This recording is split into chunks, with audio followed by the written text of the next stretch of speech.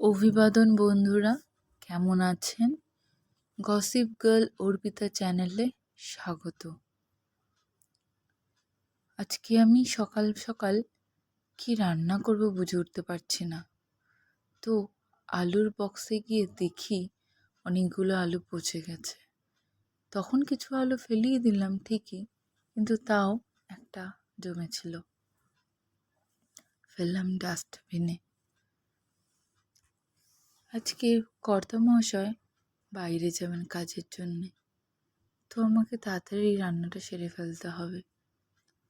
কি করব, তাই ভাবলাম সয়াবিনটা করেই ফেলি। তার মধ্যে আজকে হঠাৎ করে একটা দুম করে আওয়াজ হয়ে উঠল। বাইরে গিয়ে দেখি কলা গাছটা ভেঙে গেছে, কলার কাঁদি শুদ্ধ।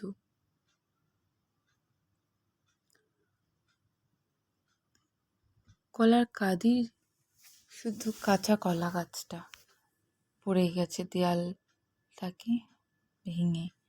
আগেই বলা হয়েছিল পাশের বাড়ির কাকুকে যে কলা গাছটা তুমি এখান থেকে তুলছো, ভেঙে যেতে পারে দেয়ালটা।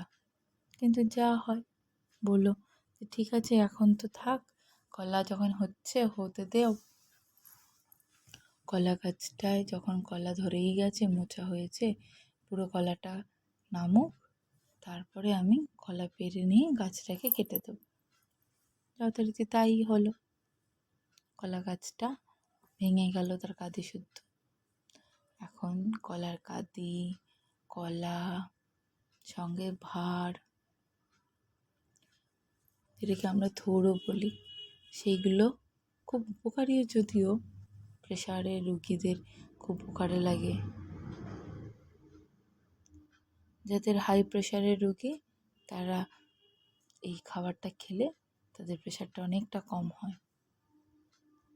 আজকে বর্মশাই বাইরে যাবেন বলে আমি সারাদিনের রান্নাটা একবারেই সেরে রেখেছি, কারণ বিকেলবেলাতে তো আবার তার ট্রলি গুছিয়ে দেবো। যাবে যদিও রাত্রে, তবুও বিকেলবেলা তো এইদিকে কাজটা রাখতে হবে, তাই আর রাত্রে রান্নাটা রাখিনি।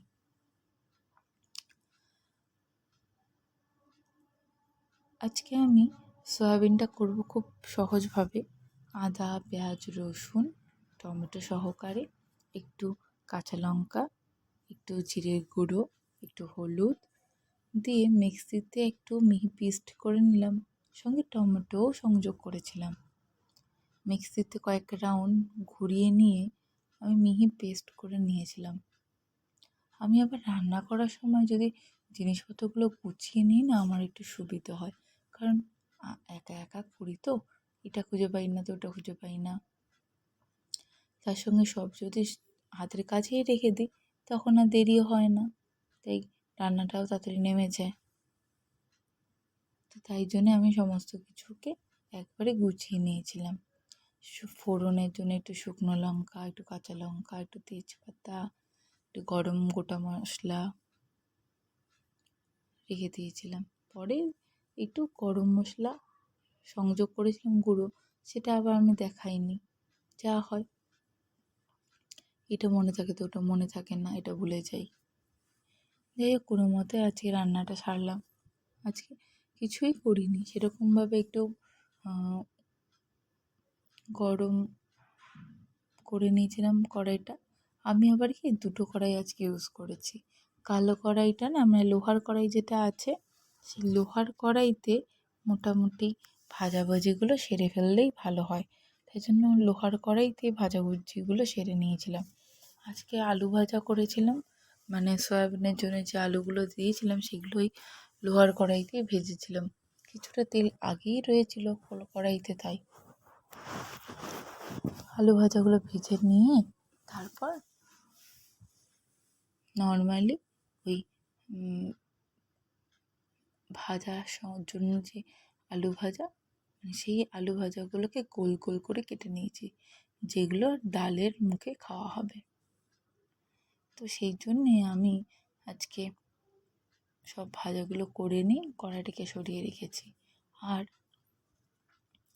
অ্যালুমিনিয়ামের কড়াই, ওটাতেই রান্নাটা সারলাম। যদিও লোহার কড়াইতে খেলে নাকি শুনেছি গ্যাস, অম্বল, বদহজম সব কেটে যায়। আবার আবার অ্যালুমিনিয়ামের কড়াই নাকি আবার খুব বাজে, এটাও শুনেছি। কিন্তু যা আমার কাছে যেটা ছিল আমি সেটাতেই করলাম। লোহার কড়াইতে তো ধরতো না, কারণ লোহার কড়াইটা আমার ছোট ছিল তাই। অ্যালুমিনিয়ামের কড়াইতে আমি সমস্তটুকু মেনলি ভারী রান্না যেগুলো হয় সেগুলোই করেছি।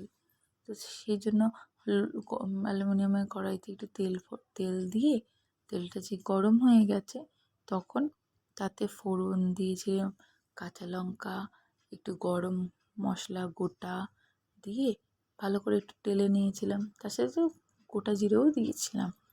তার মধ্যে এবার আগে যেটা মিহি করে পেস্ট করে রেখেছিলাম মশলাটা, আদা, পেঁয়াজ, লঙ্কা, রসুন, হলুদ গুঁড়ো, ধনে গুঁড়ো, জিরে গুঁড়ো, একটু লঙ্কা দিয়েছিলাম, একটু টমেটো সহকারে ভালো করে মিক্সিং করে রেখে দিয়েছিলাম। ওটাই ফোড়ন দিয়ে দিলাম। ওটা ফোড়ন দেওয়ার পর ওটাই দিয়ে দিয়েছিলাম। ভালো করে মশলাটাকে কষিয়ে নিয়ে তার মধ্যে সয়াবিনগুলো দিয়ে দিয়েছি। তারপর ভাজা আলুগুলো, যেই আলুগুলোকে আগেই আমি তেলে ভেজে রেখেছিলাম কড়াইতে, লোহার কড়াইতে আলাদাভাবে করার পর তারপর আমি মোটামুটি মিক্সিং করে তারপর পরিমাণ মতন জল আর নুন আর চিনি পরিমাণ মতো, যার মুখে যেমন প্রয়োজন সেই অ্যাকর্ডিংয়ে আমি মোটামুটি দিলাম। কষিয়ে নিয়ে ভালোভাবে পরিমাণ মতো জল দিয়ে দিলাম। জল দিয়ে একটু ফুটতে সময় দিয়ে দিলাম যাতে আলু আর সয়াবিনটা মোটামুটি সিদ্ধ হয়ে যায় পুরো।